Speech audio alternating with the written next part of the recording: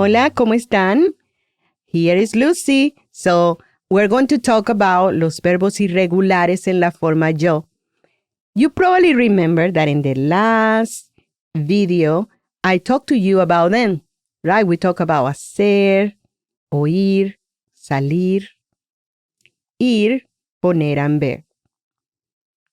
Actually, I think I didn't talk to you about ir. So this will be probably one of the new ones of the verbs that we're going to see. And one of the reasons is because they have a little bit of changes in the way how we use this verb. Because for the first time, we are going to see how we can use a verb to express future activities, right? Like in English, we say, I'm going to Midland. I'm going to work. So in Spanish, we're going to do the same, but we use the verb ir. And we use it most in the way that we will say, I go to Midland, instead of saying I'm going. So it means the same, but the grammar, the structure of the grammar will be different. That's why when we translate, we need to make sure that we translate it from one language to another and whatever it say, know exactly word by word.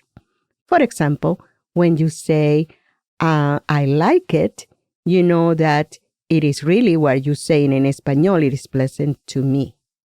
Okay? I like pizza, it is pleasant for me to eat pizza. So the structure is different, but the translation really, we say the same, I like it. When we say, how old are you? In English you say that, but in Espanol you really literally say, how many years do you have? We got another example in the first time that we start listening Spanish videos that we talk about ¿Cómo te llamas? Literally that say, how do you call yourself? But when we translate it, we say, what's your name? So keep this in mind because sometimes that is the part that is frustrated at the beginning because you say, but that doesn't make sense. So it's something that I say many times when I was learning English because I say, that doesn't make sense. It didn't make sense to me because it wasn't my language. But of course it makes sense to everybody. And now it's just part of who I am and I don't even question it anymore. I just know this is the way it is and it just comes automatically. Okay, so we got los verbos irregulares en la forma yo. Like I say, we already studied those in the last video lecture. For any reason you need to go back and have a better understanding, please make sure that you see that video lecture again. Okay, so here we go. And I didn't put all this part in this chart because I want you to do it with me. So, verb is tú haces, yo hago. And the infinitive is hacer. The important thing about this is that many times we don't recognize the word. Like, for example, hago. And we say, what does that mean? Well, remember that hago is one of the conjugation or part of the conjugations to the verb hacer. Hacer is the infinitive. The infinitive is the verb without being conjugated. Like when we say to do or to make. That is the infinitive form. Once that I put a tense, present tense, or I put a person who is doing the action, then I conjugating, right? I do, you do, right? The same thing in Espanol. So the infinitive, you always have to remember what it is and then being able to conjugate that verb. Now, remember also the infinitive in Espanol is just one word, hacer, and in English is to do or to make is two words. Okay, so here we go and say, das, doy, and what is the infinitive of that verb? Right? Does anybody remember? It's dar. Dar, D-A-R, dar. Muy bien, and that means to give. We go to the next one and say, sales, salgo, salir. I give you the whole thing so you recognize it. That's what we need to learn. How to do that by ourselves. Eres, soy, the first person. And what is the infinitive of that verb? Remember, is ser. Ser. that is means to be in English. Tienes es the to form, tengo es the yo form, and tener is the infinitive. To have, tener. Muy bien. Conoces es to know, conozco es to know, and then we're going to see the infinitive is conocer. You shouldn't worry so much about this verb because this verb, we're not going to talk about that until, a little bit in the next video lecture. So ignore that one, okay? Don't let that verb kind of like shake you up. However, I want that you start getting familiar with that verb. Okay, estás, estoy, and what happened? That the infinitive is estar. Now, just to remind you that estar right here, and sorry about my mouse right here. Whoop. So estar and ser both means to be. Okay, so keep that in mind. Muy bien.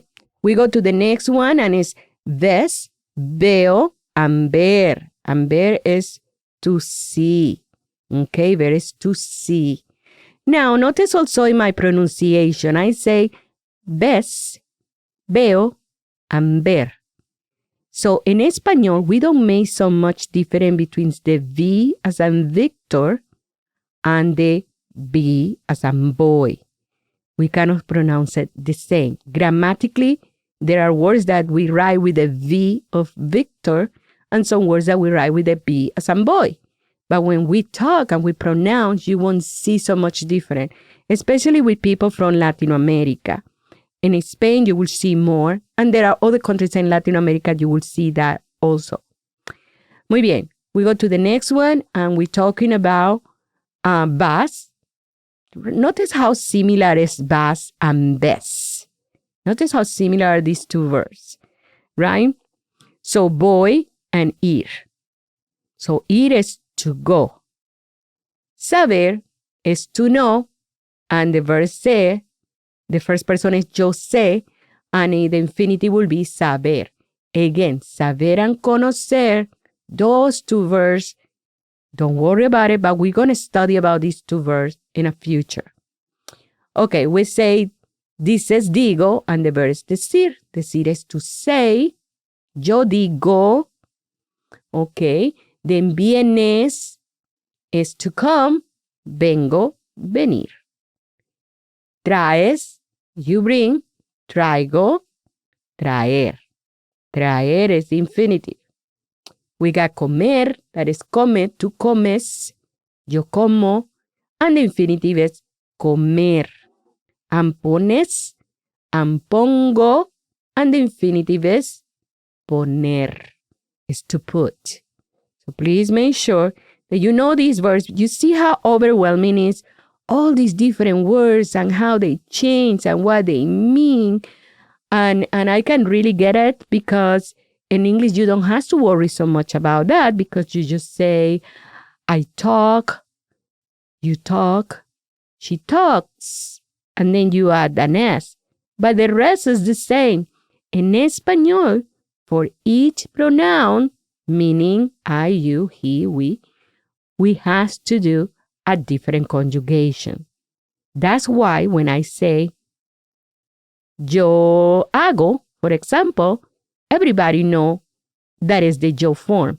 Even if I say hago, people understand that I'm talking about myself because I'm the only one who can use that specific word, okay, with the pronoun yo.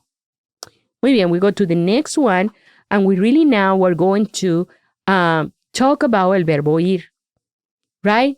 Again, el verbo ir, is the only one verb that we got right now that express future, right? One thing is to say yo como, one thing is to say yo voy a comer. I eat, I'm going to eat, or I go to eat, like it's literally how it's translated in Español. So la conjugación del verbo ir, to go, is right here.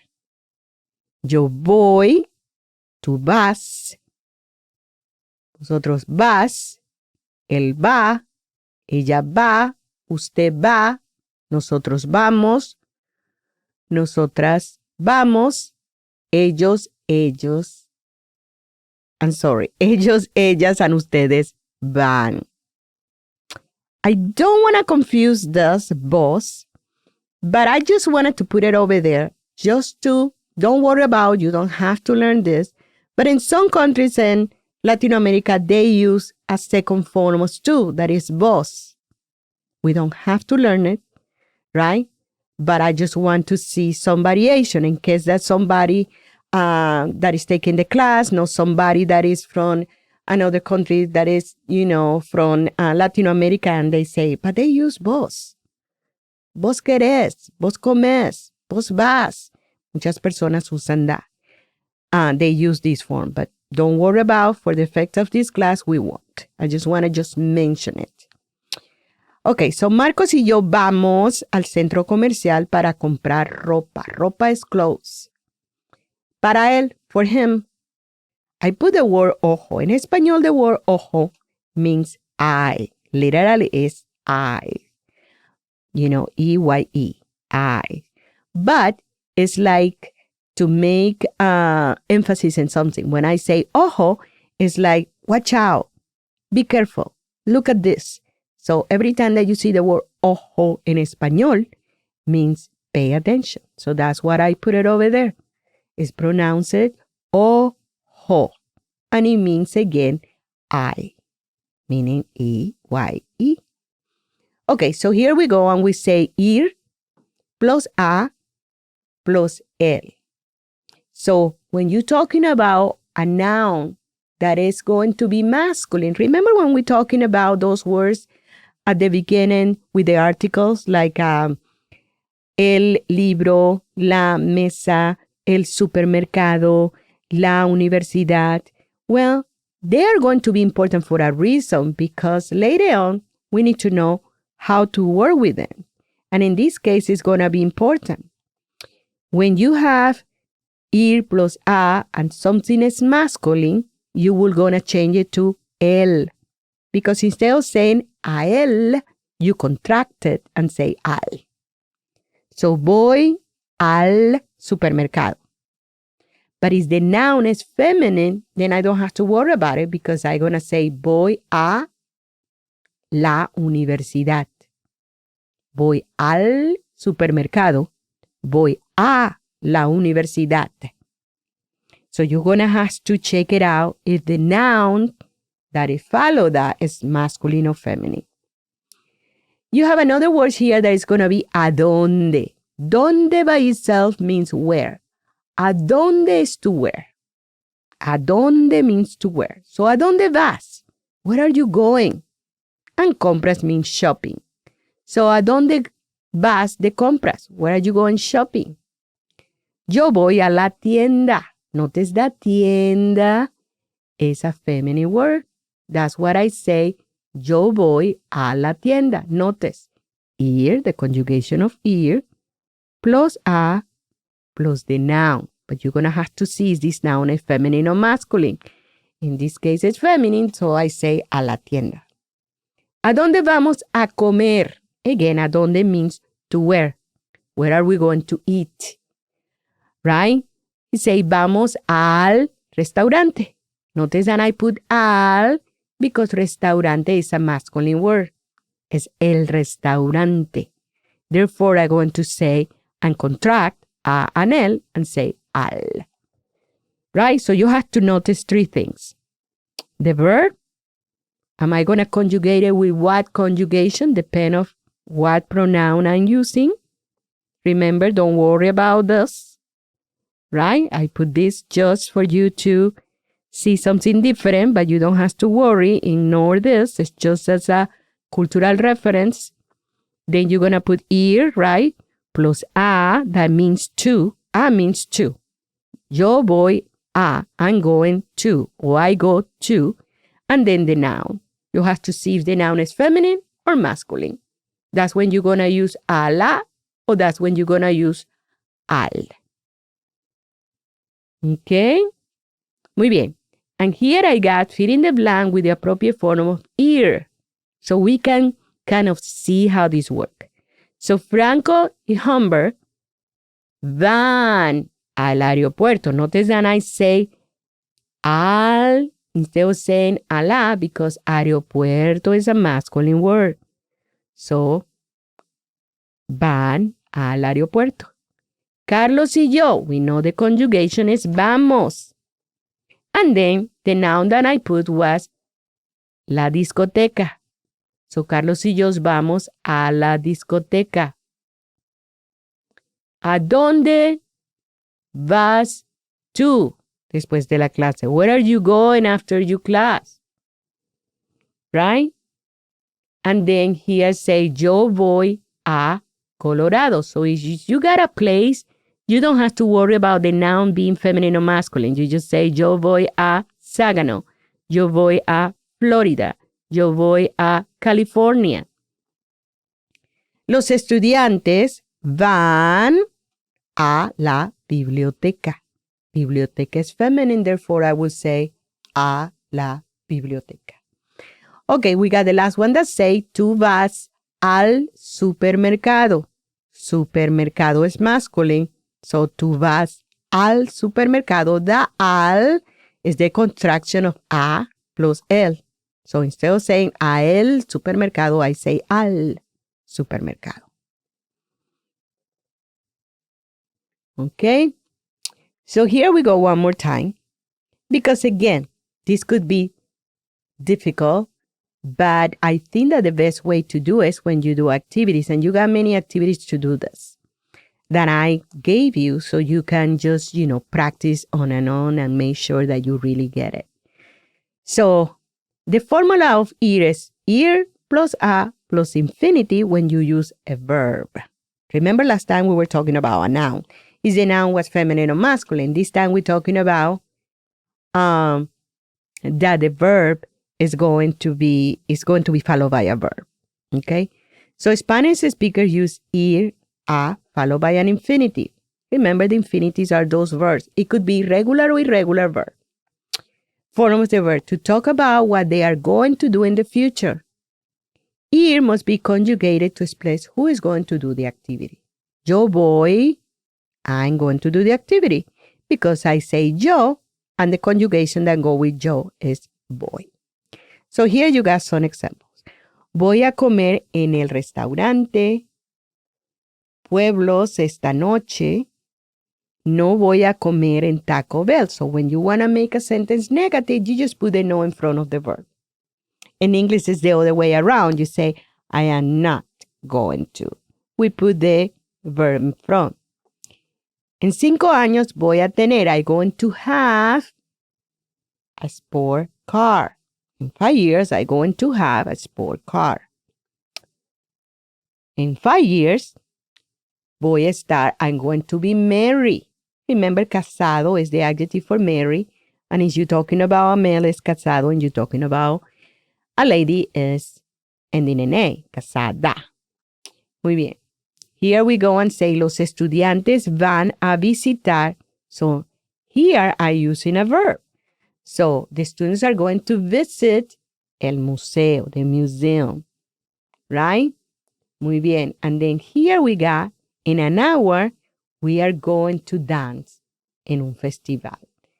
In an hour, we are going to dance. Vamos a bailar. So ir plus a plus the verb in infinitive. Right? Ir plus a plus the verb in infinitive. Right? Ir plus a plus the verb in infinitive. Muy bien. This is a festival that is done in Peru, in el Cusco.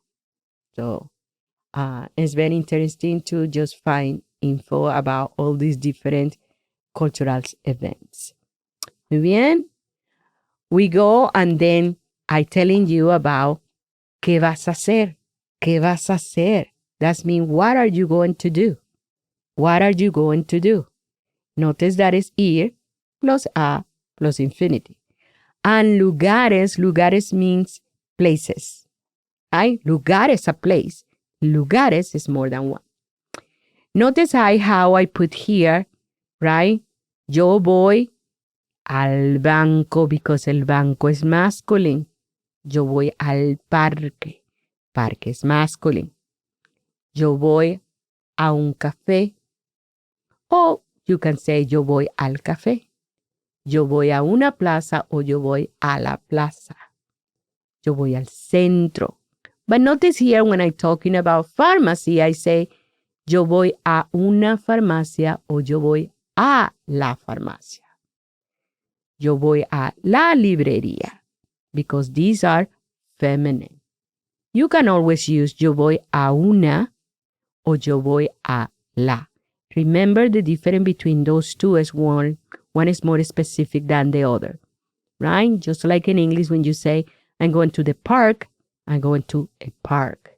The park, probably you already know what is the park, and a park could be any, right? So that is the difference between those articles. Remember we saw that at the beginning of the semester. So make sure that you check on that if you have any question. So we got some more examples. Voy al parque. Parque because it's masculine. We just saw that. Elena va a una plaza. Plaza is feminine. Or I could say Elena va a la plaza. La profesora va a la librería. Muy bien. So if I want to use a verb here, la profesora va a trabajar. Then the verb should be an infinitive. La profesora, I notice here, must be a separation right here, right? It's no one word. It's la profesora. Okay, we go to the next one, and it's the one that I have to say, hasta la vista. So please, please, please, the advice, and I always say to you, keep up with the material, keep up with the vocabulary. This is something that is a skill. It's not something that you can just study the day before the test, the day before the quiz. That is something that you have to keep it up, right? Because it's a skill. So if you want to become a really good basketball player, you're going to have to practice every single day. If you want to play the piano, you're going to have to practice every single day. The same thing happen with the language. You're going to have to practice every single day, even if you just do 10 minutes, 15 minutes, but something that become part of your routine in order to be successful in this amazing journey that you're taking about learning a new language, in this case, Spanish. So hasta la vista, amigos. Nos vemos pronto.